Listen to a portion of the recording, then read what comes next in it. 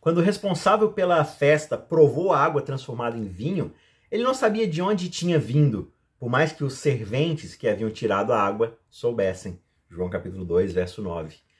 Aqui está uma frase que, assim como Davi e Golias, ou bode expiatório, transcende a Bíblia e se torna uma expressão que é parte da cultura popular. Transformar água em vinho. Essa é uma expressão resumida para descrever uma história famosa. É o primeiro dos milagres de Jesus, como é registrado por João, pelo menos. E o versículo 11 do capítulo 2 nos diz o propósito desse milagre. Jesus manifestou a sua glória e os seus discípulos creram nele. Como convidado desse casamento, como é que Jesus deveria estar se sentindo? Geralmente, quando um casal de noivos está num casamento de um outro casal, eles ficam ali prestando atenção, com um olhar bem crítico para os detalhes da festa e tudo mais, né? Prestando atenção em tudo que poderia acontecer de certo ou de errado. E se, por acaso, o serviço da festa, né, a cerimônia ali da festança, do restaurante, da recepção e tudo mais, deixa a desejar, esses noivos já começam a fazer uma nota mental, anotam ali tudo certinho para não cometer o mesmo erro quando chegar a vez deles, né? Agora imagina que Jesus, como noivo definitivo da história cósmica da redenção, ele tem os seus olhos firmemente fixos nesse banquete de casamento que na verdade vai ocorrer no final da história cósmica. Ele anseia pelo dia em que estará unido à sua noiva, a igreja, e tudo será perfeito. E como tal, talvez ele até pudesse ter se simpatizado mais do que a maioria com esse responsável pela festa, aquele que está organizando tudo. Ele e o noivo estavam presidindo um desastre sem precedentes. A coisa estava indo por um caminho bem complicado. Porque assim, nos casamentos modernos, se a bebida acabar, ou alguma petisco, alguma comida acabar, tudo bem, é embaraçoso, alguém pode até dar uma reclamadinha, mas ok, acontece, são erros. Só que no primeiro século, essa era uma vergonha absoluta. Era algo que refletia sobre o noivo e sua família. Se de fato assim você chegasse lá e demonstrasse que você de fato não conseguia providenciar sequer uma festa, quanto mais cuidar de uma família, cuidar de uma mulher, cuidar, né, providenciar para aquela pessoa com quem você está se casando. Então, a menos que Jesus possa de fato intervir, muitas perguntas vão ser feitas sobre a habilidade de acolhimento desse noivo, né, sua capacidade de prover para sua nova noiva. E aí Jesus vai lá e age. Até com uma certa relutância. Não porque ele não estivesse preocupado com o que estava acontecendo ali com aquele casal, com o noivo. Só que quando ele se manifestasse, quando ele manifestasse a sua glória, ele iria soltar ali o freio de mão do seu ministério público, não teria mais volta. Ele estaria colocando ali em movimento uma cadeia, uma série de eventos que levarão à cruz, à sua própria morte. E mesmo assim ele se levanta para agir naquela ocasião. Ele faz muito mais do que simplesmente qualquer um poderia ter pedido ou imaginado.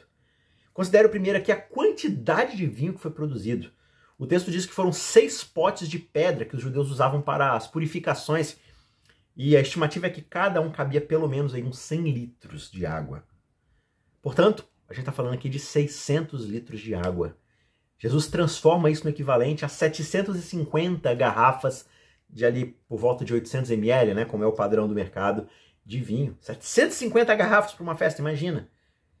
E aí chega o responsável da festa, experimenta e declara: esse é um vinho incrível, é um bom vinho, não é vinho barato. Geralmente você deixa o vinho barato para o final da festa, só que vocês estão servindo o melhor de todos os vinhos.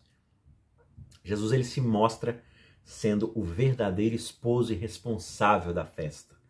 Isaías falou dos dias do Messias, nos quais o Senhor dos Exércitos dará neste monte um banquete para todos os povos. Será um banquete de carnes suculentas, de vinhos envelhecidos, carnes suculentas com tutanos e vinhos envelhecidos bem clarificados. Isso está lá em Isaías 25, verso 6.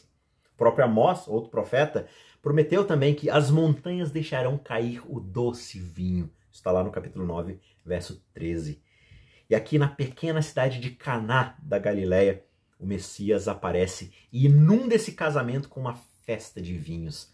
É um aspecto da glória que Jesus manifestou aqui. O vinho representa a nova era de abundância e de paz, de celebração do reinado desse Messias. Só que o vinho também significa sangue, como o próprio Jesus vai significar lá na frente. De fato, lá no Gênesis, o próprio vinho é chamado de o sangue da uva, lá no capítulo 49, verso 11. No final de sua vida, Jesus vai pegar um copo de vinho e vai dizer: esse é o meu sangue, lá em Mateus 26, verso 28.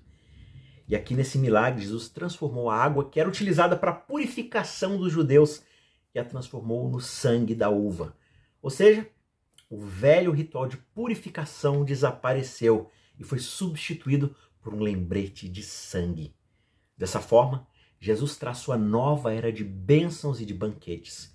E através do seu sangue, ele nos faz limpos e nos leva ao banquete final.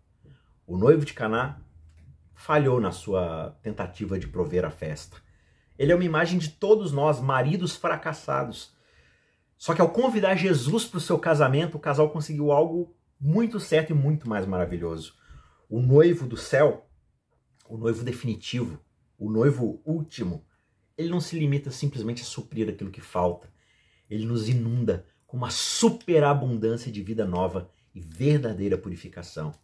Ele provê uma luxuosa e amorosa festa para sua noiva, a igreja. E ele nos faz ter fome para a festa de casamento que está por vir. Sem Jesus, o que a gente está bebendo é água da torneira. Mas com ele, a gente pode experimentar o melhor dos vinhos.